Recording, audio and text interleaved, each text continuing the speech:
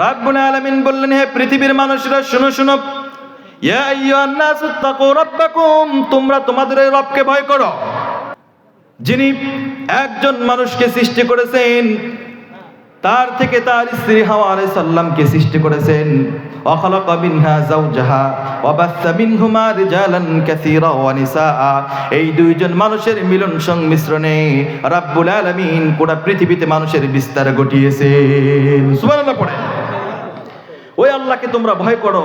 কোন বিষয় ভয় করবে? এই যে তোমরা ভালো, মানুষ নাকি বানর থেকে সৃষ্টি, মানুষ নাকি পাখি থেকে সৃষ্টি, এই বিষয়ে তোমরা আল্লাহকে ভয় করো। মানুষ আসলে পাখি থেকে সৃষ্টি নয়, বানর থেকে সৃষ্টি নয়। মানুষকে সৃষ্টি করেছে একজন, আওয়াজ করে বলতে হবে তিনি কে? এই মানুষকে আল্লাহ তাআলা সৃষ্টি করেছেন তিনটি সিস্টেমে, তিন ক্যাটাগরিতে। কয় ক্যাটাগরিতে ভাই? সংক্ষিপ্ত বলে দিব। কয় ক্যাটাগরিতে? তিন ক্যাটাগরিতে আল্লাহ তাআলা মানুষকে সৃষ্টি করেছেন। সর্বপ্রথম কাকে সৃষ্টি করলেন? আদম আলাইহিস সালামকে। ওনার মাও নাই, বাবাও নাই। আবার এক ক্যাটাগরি হচ্ছে মা আছে, বাবা নাই। আর এক ক্যাটাগরি হচ্ছে বাবাও আছে, মাও আছে, কিন্তু আদম আলাইহিস সালামকে সৃষ্টি করেছে আল্লাহ নিজ কুদরতি হাতে, ঠিক কিনা? রাব্বুল আলামিন আদমকে সৃষ্টি করার পূর্বে ঘোষণা দিলেন, ইন্নী জাইলুন ফিল আরদি খলিফা, এই পৃথিবীর বুকে আমি খলিফা সৃষ্টি করব, মানুষ সৃষ্টি করব, যেখানে মানুষেরা আমি আল্লাহর প্রতিনিধিত্ব করবে, আমি আল্লাহর আইন মানবে। আমি আল্লাহর আইন ছাড়া পৃথিবীর বুকে অন্য করা আইন চলতে পারে? ইন্নী জাইলুন ফিল আরদি খলিফা, আমি খলিফা সৃষ্টি করব, মানুষ সৃষ্টি করব, প্রতিনিধি বানাবো আমার প্রতিনিধিত্ব করার জন্য, ঠিক কিনা? এই প্রতিনিধি সৃষ্টি করার জন্য রাব্বুল আলামিন বড় বড় চারজন ফেরেশতা, তার মধ্যে তিনজন ফেরেশতাকে জমিনের বুকে পাঠিয়ে দিলেন মাটি নেওয়ার জন্য, কারণ মানুষকে মাটি দিয়ে সৃষ্টি করবে, ঠিক কিনা? কিন্তু তিনজন ফেরেশতা মাটি নিতে পারে নাই। যখনই জমিনে মাটি নেওয়ার জন্য আসছে, তারা ক্রন্দন করেছে, কাকুতি মিনতি করেছে, ক্রন্দন করেছে, ফলে তারা মায়ায় পড়ে মাটি নিতে পারে। রাব্বুল আলামিন চতুর্থ নম্বরে আজরাইলকে পাঠিয়ে দিলেন। আজরাইল যখন পৃথিবীর বুকে আসলেন, যখন মাটি নিতে চাইলে পৃথিবীর মাটিগুলো ক্রন্দন করতেছিল, কাকুতি মিনতি শুরু করলেন। কিন্তু আজরাইল আল্লাহর হুকুমের প্রতি লক্ষ্য করে এক থাপায় 40 মণ মাটি নিয়ে আল্লাহর দরবারে হাজির। এঁটেল মাটি। আজরাইল বললেন, আল্লাহ তোমার তিনজন ফেরেশতা জমিন থেকে মাটি আনতে পারে নাই, আমি আজরাইল এনেছি। আল্লাহ বললেন, আজরাইল টেনশন করিস না, সবচেয়ে কঠিন দায়িত্বটা আমি তোকেই দিব। এর জন্য আজরাইল জান কবজ করে। আজরাইল কি করে? মানুষের রুহটাকে ভিতর থেকে ছিনিয়ে নিয়ে যায়। এই এঁটেল মাটি 40 বছর রেখে দিলেন। কয় বছর ভাই? 40 বছর রেখে দিলেন।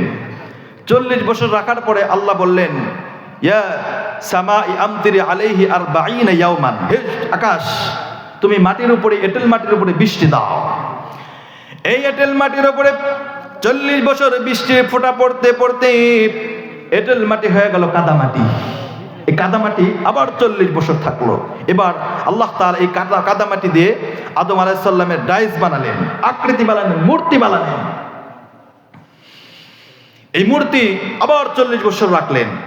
আল্লাহ সূর্যকে বললেন, ইয়া শামসু হারকি আলাইহি 40 ইয়াওমান, ও সূর্য এই মূর্তির উপরে, আদমের কায়ার উপরে 40 বছর তুমি কিরণ, সূর্যের কিরণ দাও, আলো দাও।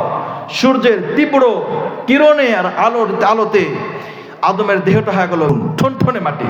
টোকা মারলে আওয়াজ হয়, মাটি পোড়ালে যেমন ঠনঠন হয়, ওরকম ঠনঠন হয়ে গেল। এবার রাব্বুল আলামিন 160 বছর পরে রাব্বুল আলামিন আদমের কায়ার মধ্যে রূহ সঞ্চয় করলেন। কি সঞ্চয় করলেন? রূহ সঞ্চয় করলেন। এরপরে আদম আলাইহিস সালামকে জান্নাতের মধ্যে ঢুকালেন। ঢুকে আল্লাহ বললেন, উসকুন আনতা ওয়া যাওজুকাল জান্নাতা ওয়া কুলা মিনহা রাগাদান হাইসু শি'তুমা ওয়া লা তাকরাবা হাযিহিশ শাজারাতা ফাতাকুনা মিনাল যালিমিন। পড়েন আল্লাহু আকবার। রাব্বুল আলামিন বললেন, আদম তুমি এবং তোমার গিন্নি হাওয়া আলাইহিস সালাম তোমরা দুইজনে জান্নাতের মধ্যে বসবাস করতে থাকো, আর এই জান্নাতের মধ্যে থাকো অফুরন্ত নিয়ামত সব তোমরা ভোগ করতে থাকো। তবে আদম মনে রাখো, ওয়ালা তাকরাবা হাদিহিশ শাজারাতা ফাতাকুনা মিনাজ জালিমিন। ও আদম, তবে তোমার জন্য একটি গাছ থাকবে, এই গাছের ফল খাওয়া তো দূরের কথা, ওই গাছের দ্বার প্রান্তেও তুমি যেও না। আল্লাহু আকবার পড়েন। রব্বুল আলামিন আদমকে একটি অর্ডার দিলেন, কিন্তু ইবলিস ভিতরে ভিতরে ফুসলে ফাসলে আদম আলাইহিস সালামকে শেষ পর্যন্ত এই গাছের দ্বার প্রান্তে নিয়ে গেলেন, ফলে সে ফল খেলো। এক পর্যায়ে আল্লাহ তাআলা তাকে জান্নাত থেকেও বের করে দিলেন। সংক্ষিপ্তে বলছি বাবাজিরা, এক পর্যায়ে জান্নাত থেকে তাকে বের করে দিলেন। যেই দিন বের করে দিয়েছিলেন ওই দিনটা ছিল জুমার দিন, যেই দিন ঢুকলেন ওই দিনটাও ছিল জুমার দিন। সুবহানাল্লাহ পড়েন। আবার যেই দিন জমিনে নামাই দিলেন ওই দিনটাও ছিল জুমার দিন। সুবহানাল্লাহ। জমিনে নামা দেওয়ার পরে আদমও কান্দে, হাওয়াও কান্দে। আদম আলাইহিস সালাম কান্দে, আমাদের আদিমাতা হাওয়া আলাইহিস সালাম উনিও কান্দে। কি করবে, কিচ্ছু করার নাই, ঠিক কিনা? দুইজন কান্দতে কান্দতে বেহুশ হয়ে যায়। একবার যা রব্বুল আলামিন বললেন, ফাতালাক্কা আদমু মির রাব্বিহি কালিমাতিন ফাতাবা আলাইহি। ও আদম, তোমাকে আমি এমন কিছু কালিমা শিক্ষা দেই, এমন কিছু বাক্য শিক্ষা দেই, যেগুলো দ্বারা দোয়া করলে আমি আল্লাহর সাথে সাথে কবুল করে নিব। সুবহানাল্লাহ। রব্বুল আলামিন আদমকে শিখিয়ে দিলেন, আদম তুমি পড়ো, রব্বানা যালামনা আনফুসানা ওয়া ইল্লাম তাগফির লানা ওয়া তারহামনা লানাকুনান্না মিনাল খাসিরিন। আমরা সকলে পারি না?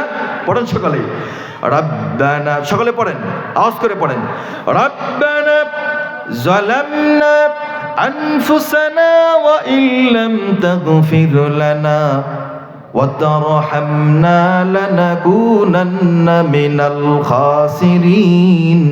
আদম বললেন, আর আদম আলাইহিস সালাম স্ত্রী দুইজন একসাথে বললেন, রব্বুল আলামিন আমরা ভুল করেছি, অন্যায় করেছি, তুমি আমাদেরকে ক্ষমা করে দাও। আমরা নিজেদের উপরে জুলুম করেছি। আনফুসানা ওয়া ইল্লাম তাগফির লানা, ও আল্লাহ তুমি যদি আমাদেরকে ক্ষমা না করো, আমাদের প্রতি যদি দয়া না করো, মায়া না করো, লানাকুনান্না মিনাল খাসিরিন, তাহলে আমরা ক্ষতিগ্রস্তদের অন্তর্ভুক্ত হয়ে যাব। কত চমৎকার দোয়া, কত সুন্দর দোয়া। আল্লাহ তুমি আমাদেরকে ক্ষমা করো, আমাদের উপরে দয়া করো, মায়া করো। তুমি যদি আমাদেরকে ক্ষমা না করো, দয়া না করো, মায়া না করো, লানাকুনান্না মিনাল খাসিরিন, আমরা ক্ষতিগ্রস্তদের অন্তর্ভুক্ত হয়ে যাব। আল্লাহু আকবার। আদম আলাইহিস সালাম দোয়া করলেন, আল্লাহ কবুল করে নিল। এরপরে রব্বুল আলামিন দুইজনকে আবার মিলিয়ে দিলেন, দুইজন আবার জমিনের বুকে একসাথে বসবাস করা শুরু করলেন। বসবাস করতে করতে দুইজনের মিলন মিশ্রণে রব্বুল আলামিন এই পৃথিবীর বুকে মানুষের বিস্তার ঘটিয়েছেন, ঠিক কি না? নাকি মানুষ বানর থেকে সৃষ্টি? কথা বলেন। কি খায় যে বিজ্ঞানী আমার মাথায় ধরে না, কিভাবে এই তথ্যগুলো তারা পেশ করে আমার বুঝেই আসে না। কিতাব পড়ি, দেখি বিদায় বলি। রব্বুল আলামিন বললেন, ইয়া আইয়ুহান নাসু তাকু রাব্বাকুমুল্লাযী খালাকাকুম মিন নাফসিন ওয়াহিদাহ ওয়া খালাকা মিনহা যাওজাহা ওয়া বাসসা মিনহুমা রিজালান কাসীরান ওয়া নিসা। পড়েন আল্লাহু আকবার। রব্বুল আলামিন বললেন, এই পৃথিবীর লোক সকল শুনো শুনো, তোমরা এই বিষয়টা সম্পর্কে আমি আল্লাহকে ভয় করো, যে রব্বুল আলামিন এই পৃথিবীর বুকে একজন মানুষকে সর্বপ্রথম সৃষ্টি করেছিলেন। তিনি কে? আদম আলাইহিস সালাম। ওনার স্ত্রীকে ওনার বাম পাশের পাঁজর হাড্ডি দিয়ে সৃষ্টি করেছেন। এই দুইজন মানুষের মিলন মিশ্রণে রব্বুল আলামিন এই পৃথিবীর বুকে মানুষের বিস্তার ঘটিয়েছেন, ঠিক কি না? আদমকে আল্লাহ তাআলা বাবা সারা মা সারা নিজ কুদরতি হাতে সৃষ্টি করলেন। সুবহানাল্লাহ পড়েন। আরেক ক্যাটাগরি হচ্ছে, আরেক সিস্টেম হচ্ছে, মা আছে বাবা নাই। তিনি কে বলেন? হ্যাঁ, ঈসা আলাইহিস সালাম। মাশাআল্লাহ ভাই পারছে। মা আছে বাবা নাই। ঈসা আলাইহিস সালামকে আল্লাহ তাআলা রূহুল কুদুস, মরিয়ম আলাইহিস সালাম যখন গোসল করতেছিলেন সেখানে ফু দিয়ে আল্লাহ তাআলা তার পেটের মধ্যে সন্তান ঢুকিয়ে দিলেন। সুবহানাল্লাহ পড়েন। সন্তানে বীজ তার পেটের মধ্যে ঢুকিয়ে দিলেন। মরিয়ম আলাইহিস সালাম যখন সন্তান নিয়ে পৃথিবীতে আসলেন, এলাকায় আসলেন, তখন বিভিন্ন মানুষ বিভিন্ন ধরনের কথা বলতেছিলেন। তখন উনি বলেছিলেন যে আমি রোজা আছি। ওই ছোট্ট শিশুকে যখন দেখা দিলেন, ঈসা আলাইহিস সালাম বললেন ক্বালা ইন্নী আব্দুল্লাহ, আমি হচ্ছে আল্লাহর বান্দা, আল্লাহর গোলাম। আতানিয়াল কিতাবা ওয়া জাআলানি নাবিয়্যা। ছোট্ট শিশু কি বলছেন? আল্লাহ কোরআনে তুলে দিয়েছেন, আমাকে আতানিয়াল কিতাব, আমাকে কিতাব দেওয়া হয়েছে, ওয়া জাআলানি নাবিয়্যা, আমাকে নবী বানানো হয়েছে, ওয়া জাআলানি মুবারাকান, আমাকে বরকতপূর্ণ করা হয়েছে, আইনামা কুনতু, আমি যেখানেই থাকি না কেন সেখানেই বরকতপূর্ণ। ঠিক কিনা? নবীরা যেখানেই থাকেন ওখানেই বরকত, যেখানে হাত দেবেন ওখানেই বরকত, যেখানে যাবেন ওখানেই বরকত। ঠিক কিনা? আমাকে বরকতপূর্ণ করা হয়েছে। আর এক সিস্টেম হচ্ছে, আমাদের মাও আছে, বাবাও আছে, আছে না? এখানে এমন কেউ আছে যার মাও নাই, বাবাও নাই? আছে কেউ? আছে। আমাদের মাও আছে, বাবাও আছে, আমরা মানুষ। এই মানুষ নামে আল্লাহ তাআলা একটি সূরা নাজিল করলেন। 30 নম্বর পারা অবস্থিত সূরা, 29 নম্বর পারা অবস্থিত একটি সূরা, সূরাতুদ দাহার। আর একটা হচ্ছে সূরাতুন নাস, মানুষ নামের একটি সূরা। এই মানুষ নামের সূরার শুরুতে আমি কিছু কথা বলে শেষ করে দিব ইনশাআল্লাহ। আল্লাহ তাআলা ইরশাদ করেছেন, হাল আতা আলাল ইনসানি হিনুম মিনাদ দাহরি লাম ইয়াকুন শাইআম মাযকুরা। পড়েন আল্লাহু আকবার। রাব্বুল আলামিন বললেন, মানুষের জীবনে এমন একটি সময় অতিবাহিত হয়ে গেছে, এমন একটি সময় অতিবাহিত হয়েছে, লাম ইয়াকুন শাইআম মাযকুরা, উল্লেখ করার মতো সে কিছুই ছিল না। হাল সাধারণত প্রশ্নের ক্ষেত্রে আসে, কিন্তু এখানে কোনো প্রশ্নের উত্তর অর্থ আসবে না। এখানে রাব্বুল আলামিন হাল শব্দটি ব্যবহার করে কাদে অর্থ আসবে, তাকিদ ব্যবহার করেছে। অবশ্যই মানুষের জীবনে এমন একটি সময় অতিবাহিত হয়েছে, লাম ইয়াকুন শাইআম মাযকুরা, উল্লেখ করার মতো সেই কিছুই ছিল না। আমার বন্ধুগণ, আমার যুবক ভাই, যে আদমকে আল্লাহ সৃষ্টি করলেন, 40 বছর পৃথিবী থেকে এঁটেল মাটি নিয়ে রেখে দিলেন, আবার 40 বছর মাটির উপরে বৃষ্টি দিলেন, আবার কাদা মাটি দিয়ে রাব্বুল আলামিন এই আদম আলাইহিস সালামের কায় বানায়, দেহ বানায় আবার 40 বছর রেখে দিলেন। বলেন তো দেখি, ওই 40 বছরে 3 40 160 বছরে আদম আলাইহিস সালামের কোনো নাম ছিল নাকি? সে তার নামটা জানতো নাকি যে সে আদম? সে কি তার পরিচয় জানতো নাকি? সে তার অস্তিত্ব সম্পর্কে জানতো নাকি? লাম ইয়াকুন শাইআম মাযকুরা, আদম তখন উল্লেখ করার মতো কিছুই ছিল না। আমার বন্ধুগণ, আমার যুবক ভাইরা, আবার আমরা চরি মধ্যে যারা আছি, আমাদের বয়স যাদের 40 বছর 50 বছর, আপনি বলেন তো দেখি 70 বছর আগে আপনার কোনো পরিচয় ছিল নাকি? আপনার কোনো বাবা ছিল নাকি? আপনার কোনো মা ছিল নাকি? আপনার কোনো গ্রাম ছিল নাকি? আপনার কোনো বংশ পরিচয় ছিল নাকি? আমাদের বয়স যদি হয়ে থাকে 100 বছর, আমরা কি 120 বছর আগে আমাদের কোনো পরিচয় ছিল না? লাম ইয়াকুন শাইআম মাযকুরা, উল্লেখ করার মতো আমরা কিছুই ছিলাম না। ঠিক কিনা? আমরা ছিলাম জিরো থেকে রাব্বুল আলামিন আমাদেরকে হিরো বানিয়েছেন। সুবহানাল্লাহ পড়েন। রাব্বুল আলামিন বললেন, হাল আতা আলাল ইনসানি হিনুম মিনাদ দাহরি লাম ইয়াকুন শাইআম মাযকুরা। অবশ্যই মানুষের জীবনে এমন একটি সময় অতিবাহিত হয়ে গেছে, সে উল্লেখ করার মতো সে কিছুই ছিল না। ঠিক কিনা? ইন্না খালাকনাল ইনসানা মিন নুতফাতিন আমশাজ নাবতালিহি ফাজআলনাহু সামিআন বাসীরা। পড়েন আল্লাহু আকবার। আল্লাহ বললেন, আমি মানুষকে সৃষ্টি করেছি পুরুষের শুক্রাণু আর মহিলার ডিম্বাণু, এই দুইটার সংমিশ্রণে রাব্বুল আলামিন আমাদেরকে সৃষ্টি করলেন। সুবহানাল্লাহ পড়ে। আমাদেরকে সৃষ্টি করেছে মিন নুতফা চেনেন? বীজর। আমাদেরকে রাব্বুল আলামিন নুতফা থেকে সৃষ্টি করেছেন, এক ফোঁটা নাপাক পানি থেকে সৃষ্টি করেছেন বীজর সৃষ্টি, এক ফোঁটা নাপাক পানিতে সৃষ্টি করেছেন, বীজর থেকে সৃষ্টি করেছেন। এক ফোঁটাও না, এক ফোঁটাও নয়। এক ফোঁটা তো অনেক বড়। এই এক ফোঁটা বীজর থেকে 20 কোটি অণু হয়। কত হয় ভাই? এক ফোঁটাকে যদি আপনি 20 কোটি ভাগ দেন, ওটা কি চোখে দেখা যাবে? কথা বলেন। এক ফোঁটা বীজ থেকে বিজ্ঞানীরা বলে 20 কোটি অণু হয়।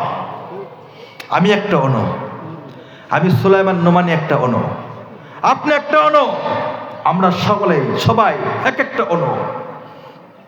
আমরা এক একটা অণু। মায়ের পেটের ভিতর ছোট্ট একটি রেহেম আছে, রেহেমের দেওয়ালে চেপটে লেগেছিলাম। মিন নুতফাতিন আমশাজ, সেখান থেকে আল্লাহ তাআলা তিল তিল করে আমাদেরকে সৃষ্টি করলেন 3টি পদ্ধতিতে। কয়টি বলতে হবে? কয়টি? আদমকে সৃষ্টি করতে কয় পদ্ধতিতে? 3 পদ্ধতিতে। ভুলে গেছেন? প্রথমে মাটি, কাদা মাটি 40 বছর রাখছে, এরপরে বৃষ্টি 40 বছর, আবার আদমের দেহ বানাইছে। কথা বলা যাবে না কিন্তু। এরপরে আদমের কায়া বানাইছে আবার 40 বছর, সূর্যের আলো দিচ্ছে আবার 40 বছর। মানুষকে এবার 3টি সিস্টেমে সৃষ্টি করছে মায়ের পেটের ভিতরে। মিন নুতফাতিন আমশাজ, বাবার শুক্রাণু, মায়ের ডিম্বাণু, এই দুইটাকে একসাথে করে, এই দুইটার মিশ্রণে মায়ের পেটের রেহেমের ভিতর ঢুকিয়ে দিয়েছেন নুতফা, বীজ, নাপাক পানি। এই নাপাক পানি সূরাতুল মুমিনের ভিতরে রব্বুল আলামিন বললেন, সুম্মা খালাকনান নুতফাতা আলাকাতান ফাখালাকনাল আলাকাতা মুদগাহ ফাখালাকনাল মুদগাতা ইযামান ফাকাসাওনাল ইযামা লাহমা। পড়েন আল্লাহু আকবার।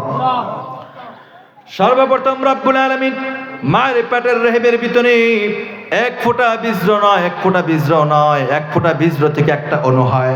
ওই একটা অণুকে রব্বুল আলামিন মায়ের পেটের রেহেমের ভিতরে ঢুকিয়ে দিলেন।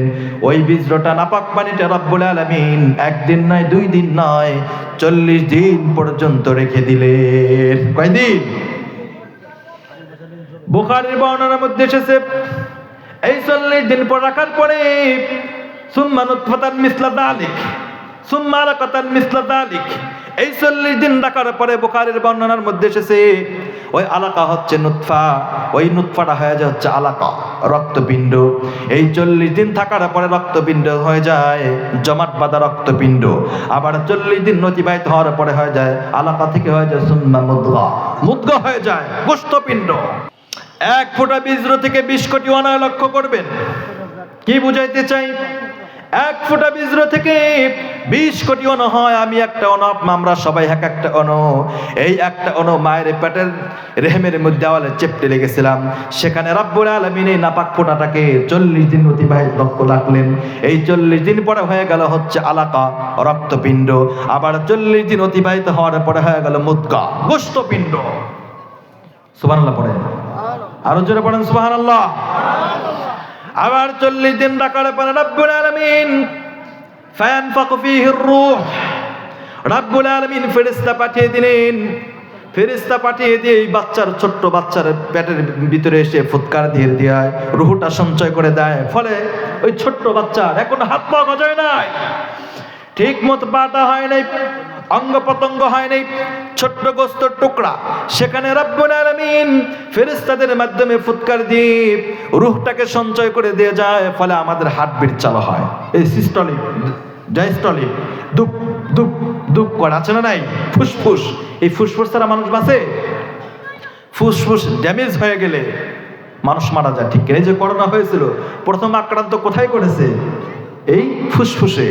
ফুসফুস ড্যামেজ হয়ে গেলে মানুষ বাঁচে? মানুষ বাঁচে না। এর জন্য শীতের মাস যারা মুরব্বী আছে, আমরা চা খাবো বেশি বেশি, গরম চা খাবো, চিনি কম খাবো। যদি ডায়াবেটিস না থাকে চিনি খাবেন না আপনি, চিনিতে সমস্যা আছে, রোগ আছে, চিনি খাবেন না। হালকা, যতটুকু দিনে নয় হালকা দিয়ে, যাতে কষাও যদি না হয় লক্ষ্য রাখতে হবে। আমরা খাবো, চা খাবো, খেলে ফুসফুসটা গরম থাকলে, শরীরটা গরম থাকলে ফুসফুসের পাওয়ারটা বেড়ে যায়, ঠিক কিনা? এই সিস্টলিক, ডায়াস্টলিক, এটা না থাকলে মানুষ বাঁচে না। তে 143-এ 120 দিন পরে এসে ফেরেশতারা রূহ ফুৎকার দিয়ে রূহ সঞ্চয় করে দিয়ে যায়। সুবহানাল্লাহ পড়েন। তা আদম 43-এ 120 বছর পরে যে রূহ সঞ্চয় করেছে, 120 বছর। আর মানুষকে 40 দিন করে 120 দিন, কয়দিন?